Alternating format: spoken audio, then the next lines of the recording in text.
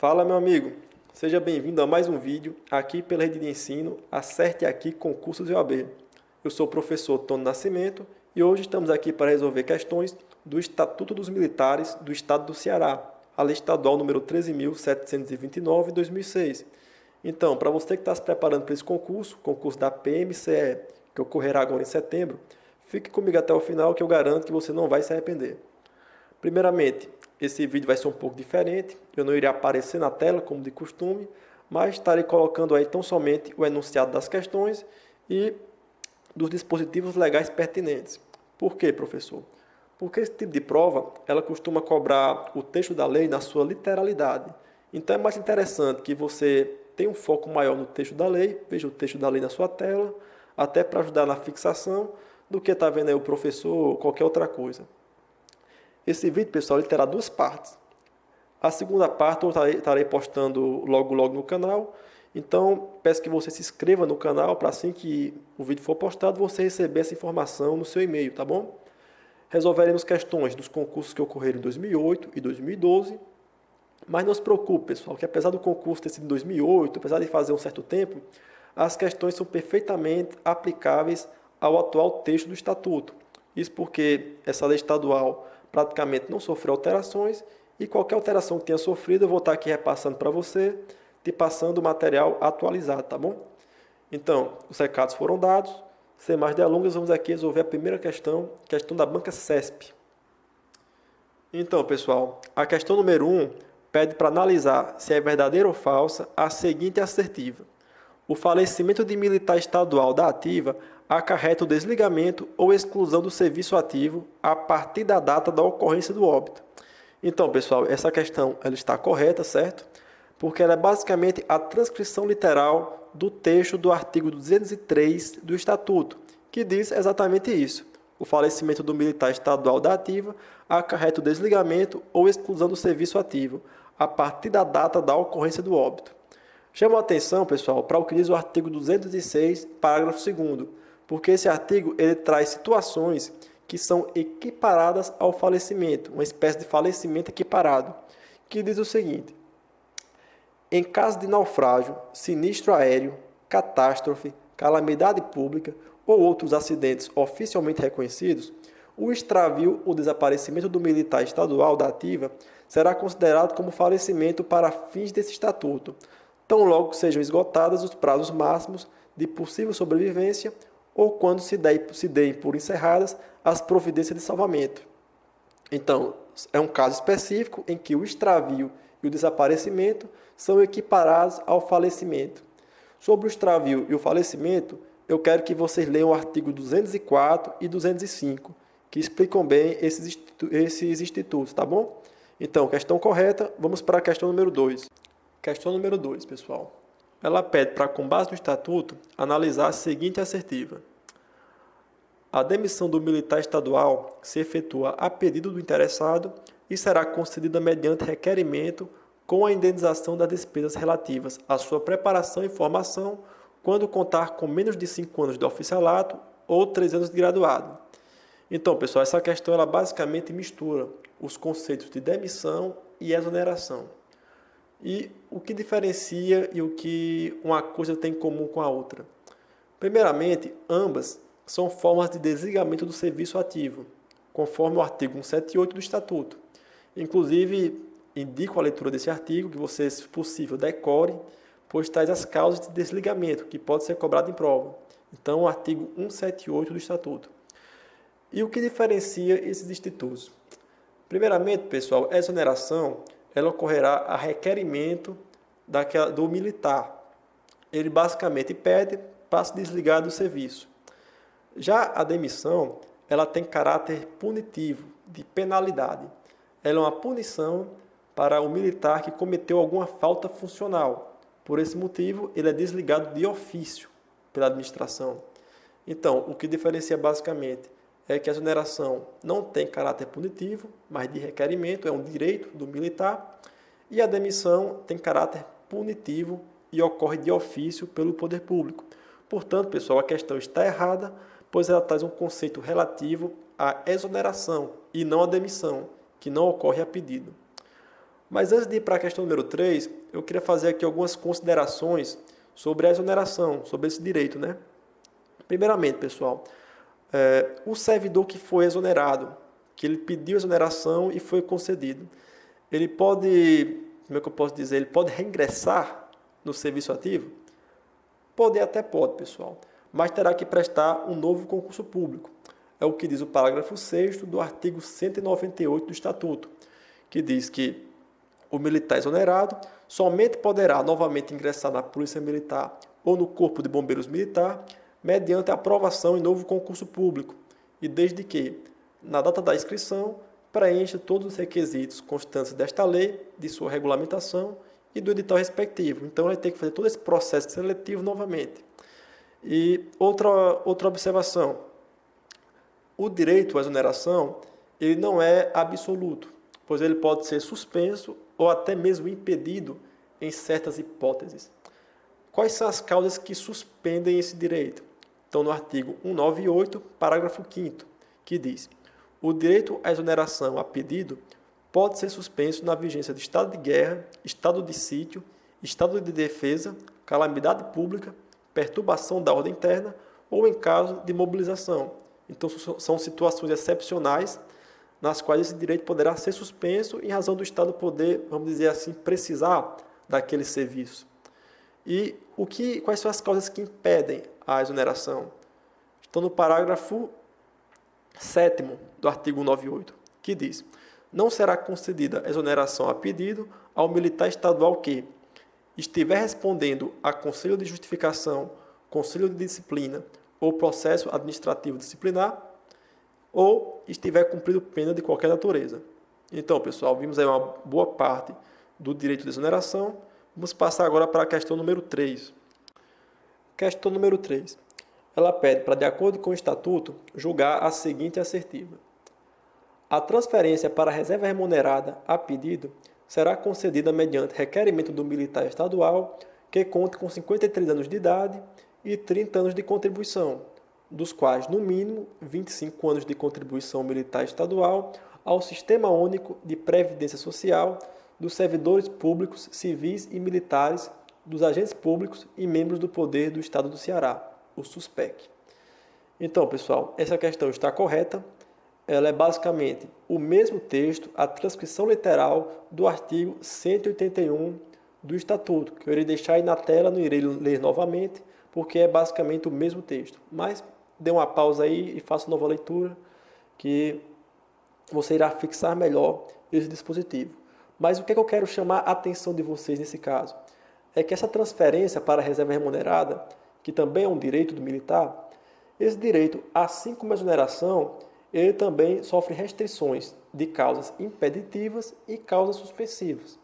Quais são as causas que impedem esse direito? Estão no parágrafo 4º do artigo 181, que diz: não será concedida transferência para a reserva remunerada a pedido ao militar que estiver respondendo a processo na instância penal ou penal militar, a conselho de justificação ou conselho de disciplina ou processo regular, ou que estiver cumprido pena de qualquer natureza.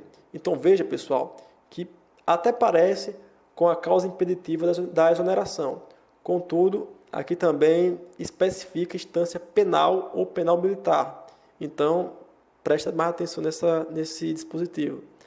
E que causas suspendem esse direito? São as mesmas que suspendem a exoneração, que são estado de guerra, estado de sítio, estado de defesa, calamidade pública, perturbação da ordem interna ou caso de mobilização, conforme parágrafo 5º do artigo 181 do Estatuto. Portanto, questão correta. Agora, a questão número 4.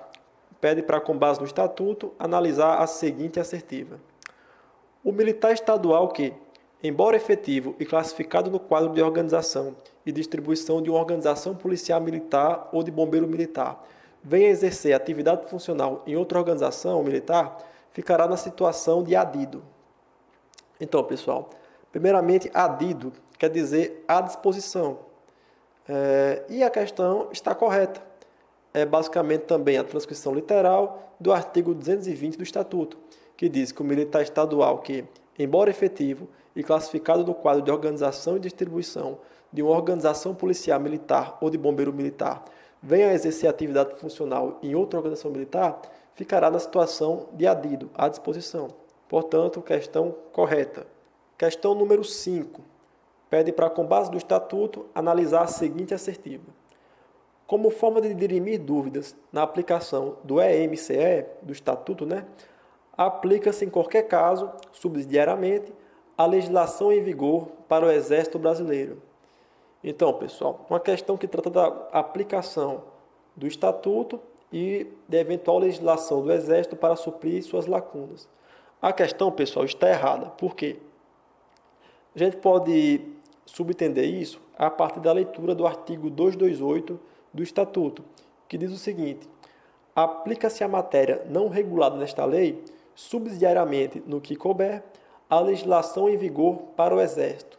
Então, pessoal, a aplicação da legislação do Exército só será efetivada quando não houver regulamento pelo Estatuto. Ou seja, ele não é aplicado, essa legislação não é aplicada para dirimir dúvidas, para dirimir interpretações, mas sim para suprir aquilo que o Estatuto não trata. Por exemplo, o Estatuto, pessoal, ele não trata do treinamento militar de animais, como o cachorro, por exemplo, cachorro para missões de salvamento e situações semelhantes. O Estatuto não trata, não regula tal situação. Nesse caso, havendo uma legislação do Exército que trata do assunto, essa legislação poderá sim ser aplicada de forma a suplementar, a suprir essa lacuna do Estatuto. Então, veja, essa legislação ela tem unicamente essa função de suprir e não de dirimir dúvidas. Portanto, a questão está errada. Vamos para a próxima questão, questão número 6. A questão pede para, com base no Estatuto, julgar a seguinte assertiva, o seguinte item.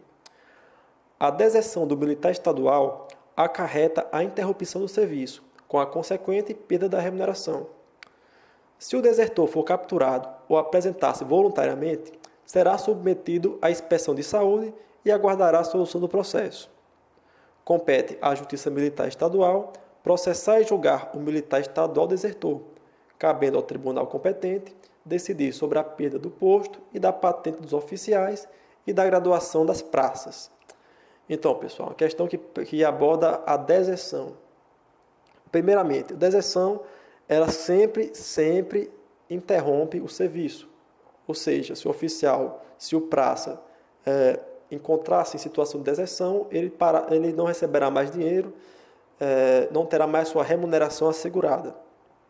E essa questão, pessoal, está correta, pois ela é a transcrição literal do artigo 202 e seus parágrafos, que eu estou deixando aí na tela, basicamente até o parágrafo 3º.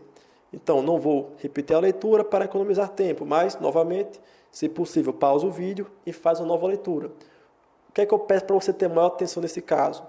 Primeiramente, a competência para processar e julgamento será sempre da Justiça Militar, jamais Justiça Federal, Justiça Estadual, do Trabalho Militar, e cabe apenas ao tribunal, não ao juiz singular, mas só ao tribunal, decidir sobre a perda do posto e da patente dos oficiais, bem como da graduação das praças. Também peço para você atentar que as demais disposições sobre deserção serão tratadas em lei especial, conforme parágrafo 4º do referido dispositivo, artigo 202. Portanto, a questão está correta. Vamos para a próxima questão. Questão número 7. Pede para analisar a seguinte assertiva. É vedado ao militar estadual fazer parte de associações de natureza sindical ou político-partidária, ou mesmo de associações que não causem prejuízos para o exercício do respectivo cargo ou função militar que ocupe na ativa. A questão, pessoal, está incorreta apenas em razão da segunda parte do enunciado, que é a seguinte: ou mesmo de associações que não causem prejuízos para o exercício do respectivo cargo ou função militar que ocupe na ativa. Então, pessoal, como funciona a associação do militar? Há qualquer tipo de associação. Essa disposição é tratada no artigo 215 do referido Estatuto. Diz o seguinte: ao militar estadual são proibidas a sindicalização e a greve. Parágrafo 1º. o militar estadual poderá fazer parte de associações sem qualquer natureza sindical ou política partidária, desde que não haja prejuízo ao exercício do respectivo cargo ou função militar que ocupe na ativa. Então, basicamente, quais associações o militar não pode se associar? Associações de natureza sindical, político-partidária e aquelas que causem prejuízo ao efetivo exercício da função pública, do seu cargo militar. Então, se a associação não tem natureza político-partidária ou sindical e não causa esse prejuízo, então não há nenhum óbice para a associação do militar. Portanto, a questão está incorreta unicamente pela essa segunda parte, que diz que ele não pode se associar a associações que não causem prejuízos ao exercício do seu cargo ou função. Questão, portanto, incorreta. Vamos agora para a questão de número 8. Questão que pede, assim como as demais, para analisar a seguinte assertiva de acordo com o Estatuto. Não será computado para nenhum efeito o tempo que o militar estadual ficar afastado do exercício de suas funções em consequência de ferimentos ocorridos durante o serviço ou mesmo quando de folga, em razão da preservação de ordem pública, de proteção do patrimônio e da pessoa, visando a sua incolumidade em situações de risco, infortúnio ou de calamidade, bem como em razão de moléstia adquirida no exercício de qualquer função militar. Então, pessoal, a questão cobra as consequências do afastamento do militar por um motivo ocorrido durante o serviço ou em razão deste, mesmo que fora do serviço. E a questão está errada, porque ela contraria frontalmente o que está disposto no artigo 211 do Estatuto, que diz justamente o contrário, que esse tempo será contado. Se não, vamos ler aqui. O tempo que o militar estadual vier a passar afastado do exercício de suas funções, em consequência de ferimentos recebidos em acidente quando em serviço, ou mesmo de folga, em razão da preservação de ordem pública, de proteção do patrimônio e da pessoa, visando a sua incolumidade em situações de risco, infortúnio ou de calamidade, bem como em razão de moléstia adquirida no exercício de qualquer função militar estadual, será computada como se o tivesse no exercício efetivo daquelas funções. Então, sempre que o militar for prejudicado fisicamente em razão do serviço ou durante ele, o tempo que ele passar afastado será contado como tempo de serviço para todos os efeitos.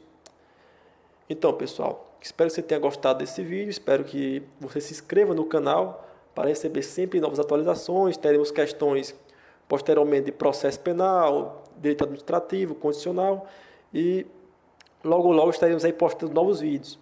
Então, é interessante que você se inscreva no canal, que você deixe o seu gostei aqui e deixe nos comentários aí o feedback, se gostou da aula, se deu para dar aquela revisada.